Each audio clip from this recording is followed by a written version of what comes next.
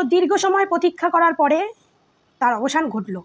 আমি একজন অপুভক্ত, আমি অপুভক্ত হয়েও কিন্তু আমি বুবলির পোস্টের অপেক্ষায় থাকি। হ্যাঁ, যবে থেকে আমাদের বুবলি ম্যাডাম আমেরিকাতে গেছেন তার ফ্যামিলিকে নিয়ে আমেরিকায় গেছেন।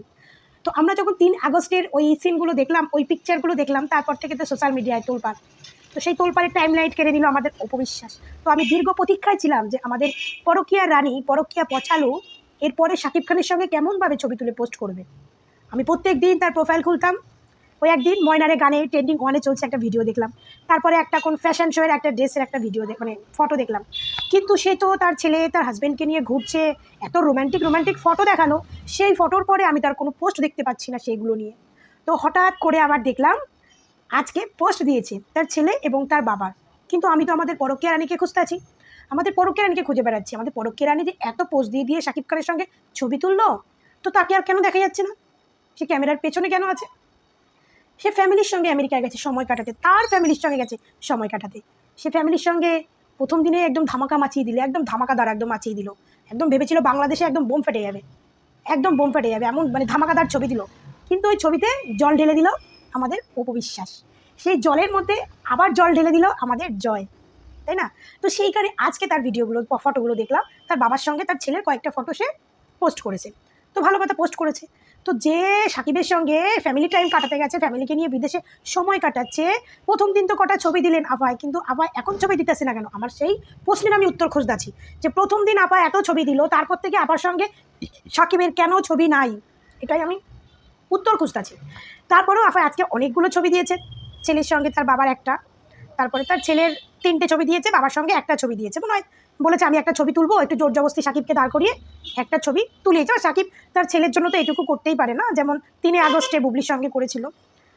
তো সে ছবির মধ্যে একটা জিনিস ফলো করেছেন, না ফলো করলে আমি আপনাদের মনে করিয়ে দিচ্ছি, একটু ফটোটা ভালো করে দেখুন।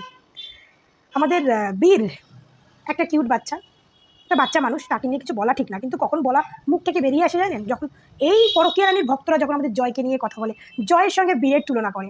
তো আপনি বীরের ছবিগুলো খুব ভালো করে দেখবেন। আমি কিন্তু এখানে কোনো বাচ্চাকে খারাপ কথা বলছি না, কারণ বাচ্চা সব বাচ্চাই ভালো, কালো ফসক সব বাচ্চাই ভালো, কিন্তু যখন আসবে জয়কে নিয়ে কেউ নেগেটিভ করবে, তার অ্যান্সারটা কিন্তু আমাদের দিতে হবে। তো আপনি বীরের ছবিগুলো একটু ভালো করে স্ক্রিনে দেখে নিন, যে বীরের ছবিগুলো, বীর নো ডাউট দেখতে ভালো, কিন্তু বীরের গায়ের রং সত্যিই যথেষ্ট কালো। আমি বলছি বীরের গায়ের রং যথেষ্ট কালো।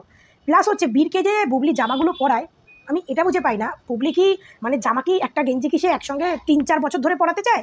আপনি দেখুন যে বীরে যে ড্রেসটা পরেছে, এই যে একটা কি বলবে স্কাই কালারের যে গেঞ্জিটা পরে আছে, আপনি দেখুন গেঞ্জিটা কত বড়। আর বীরকে দেখে মানে আমরা কিন্তু জয়কে দেখবেন, জয় বীরকে কখনো পাশাপাশি আমরা দেখিনি, কিন্তু জয়কে বীরকে ছবিতে যতটা দেখেছি, কিন্তু এই রকম পোজে যদি জয় বীরকে আমরা বিচার বিবেচনা করতে যাই, জয় নো ডাউট একটা স্টাইলিশ, আর খুব অপবিশ্বাস তাকে এইভাবে মানে যত্ন করে যে জয়কে দেখে মনে হয় মানে এমনিতে তো তারা বড়লোকের বাচ্চা, তাদের মানে তাদের চলাফেরা তাদের স্টাইল অন্যরকম হবে।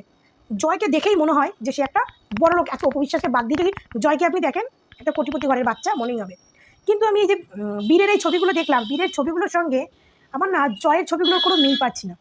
মানে বীরকে মনে হচ্ছে তার মা প্রচুর খাওয়ায়, মানে সবসময় বীরের পেট ভর্তি থাকে, দেখবেন ওর গেঞ্জি পরে থাকবে, গেঞ্জিগুলো পেট ভর্তি থাকে, মানে একটু ওর শরীরটা একটু ভারবাত্তিক শরীর, তো পেট ভর্তি থাকে। কিন্তু এই যে ড্রেসগুলো পরায়, ড্রেসগুলোতে আমার দেখে মনে হয় না যেগুলো কোনো ব্র্যান্ডেড ড্রেস, বা হতেও পারে ব্র্যান্ডেড, কিন্তু ব্র্যান্ডেড ড্রেস হলেও সেটা একটু কোয়ালিটিফুল বা একটু কালারফুল আনতে হয়, যেটা যে ড্রেসটা বীরের সঙ্গে ম্যাচ করবে। ব্র্যান্ডেড হলেই মানে এসে যে কোনো কালার পরাতে পারে না, তার আমার সঙ্গে কি কালার ম্যাচ করবে সেই হিসাবে কিন্তু ড্রেস পরা উচিত। তো এই যে বীরকে যে ড্রেসগুলো পরায়, আমার মনে হয় না যে বুবলি ড্রেসগুলো নিজে চুজ করে কেনে, মনে হয় কেউ কিনে দেয় বা কেউ গিফট করে বা তার ফ্যামিলি লোকদের দিয়ে কেনায়, মনে হয় না এগুলো বুবলির চুজ করে এগুলো কেনে, কারণ কালারের সঙ্গে বীরের একদম গায়ের কালারের সঙ্গে ম্যাচ খায় না। আর জুতো বলুন যাই বলুন, কোনো কিছুর সঙ্গে কিন্তু বীরের ড্রেস আপের কোনো ম্যাচ খায় না, তাই কেউ খারাপ মাইন্ডে নেবেন না, যেটা বাস্তব সেটাই বলছি। কোনো কিছুর সঙ্গে যে বীরের যে ছবিগুলো ছেড়েছে, আপনি একটু ড্রেস জুতো এগুলো একটু দেখবেন, বীরকে দেখবেন, কোনো ম্যাচিং হয় না। আমাদের কিন্তু জয়কে দেখেছি, নো ডাউট খুব সুন্দর লাগে, বীরকেও অবশ্যই সুন্দর লাগবে, কিন্তু সেই ধরনের একটু ড্রেসটা পরাতে হবে। আমি ব্র্যান্ডেড পোশাক পরালাম মানেই না আমি যে কোনো কালার পরাতে পারি, তাই না? আমার বাচ্চার সঙ্গে ফিট হতে হবে, ম্যাচিং হতে হবে, এরকম একটা ড্রেস পরানো উচিত। বাচ্চাদের সব রকমের ড্রেসই পরাতে ভালো লাগে, কিন্তু তারপরেও যে শাকিব খান বাবার সঙ্গে ছবি তুলবে, যেখানে আমাদের বুবলি ম্যাডাম এইরকম ছবি একটু গুছিয়ে গাছিয়ে তোলে পোস্ট করার জন্য, লোককে দেখানোর জন্য, তো সেইভাবে আমাদের বুবলি ম্যাডাম যে তার বাচ্চার প্রতি একটু যত্ন নেওয়া উচিত, আর তার বাচ্চার কখন কি ড্রেসে ভালো লাগে সেটা একটু ভাবা উচিত। শুধু সাকিবের চিন্তা করলে হবে না যে সাকিবের সঙ্গে কখন ছবি তুলবো, কখন সাকিবের বিছনায় যাবো, কখন একটা ভালো ড্রেস পরে সাকিবের সঙ্গে এই করবো, সেইটা করলে হবে না। সাকিবের চিন্তাটা ছেড়ে একটু তার বাচ্চার দিকে ধ্যান দেওয়া উচিত যে তার বাচ্চার কোন ড্রেসে ম্যাচিং করে, কি ড্রেসটা পরলে তার বাচ্চার ফটোটা ভালো আসবে।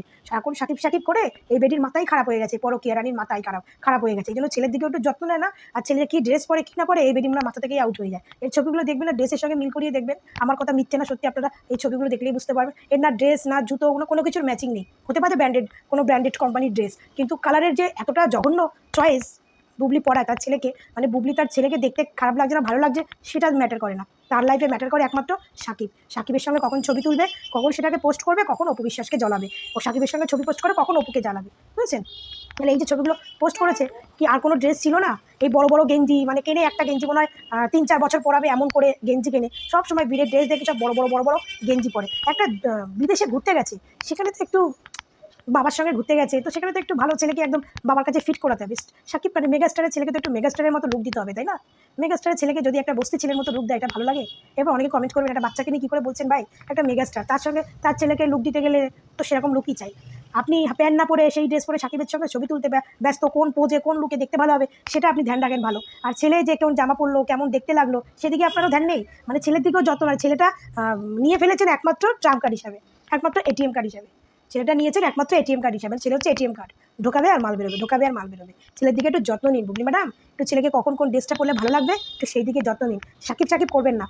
অপুকে তো কপি করেছেন, তো অপুকে এটাও কপি করুন। অপু তার ছেলেকে কোন সময় কি ড্রেস পরলে তার ছেলেকে মানায়, এত কিছু যখন কপি করেছেন, এটা অপুর কাছ থেকে কপি করে শিখুন। কখন ছেলেকে কোন ড্রেসে মানায়, কোন ড্রেসে দেখতে সুন্দর লাগে। শুধু সাকিব করলেও হবে না, এখন তো একটা বাচ্চার মা হয়ে গেছেন, একটু বাচ্চার দিকে যত্ন নিন। সারা করে কখন সাকিবের সঙ্গে ছবি তুলবো, কখন ছাড়বো, কখন অপু বিশ্বাসকে জ্বালাবো, এই চিন্তা করে করে করে করে ছেলেটার একদম মানে বস্তির লুক বানিয়ে দিয়েছেন। মেগাস্টারের ছেলে ঠিক এই লুকটা মানায় না। তো সবাই ভালো থাকবেন, সুস্থ থাকবেন। আমার কথাগুলো খারাপ লাগলো কিনা কমেন্ট করে জানাবেন।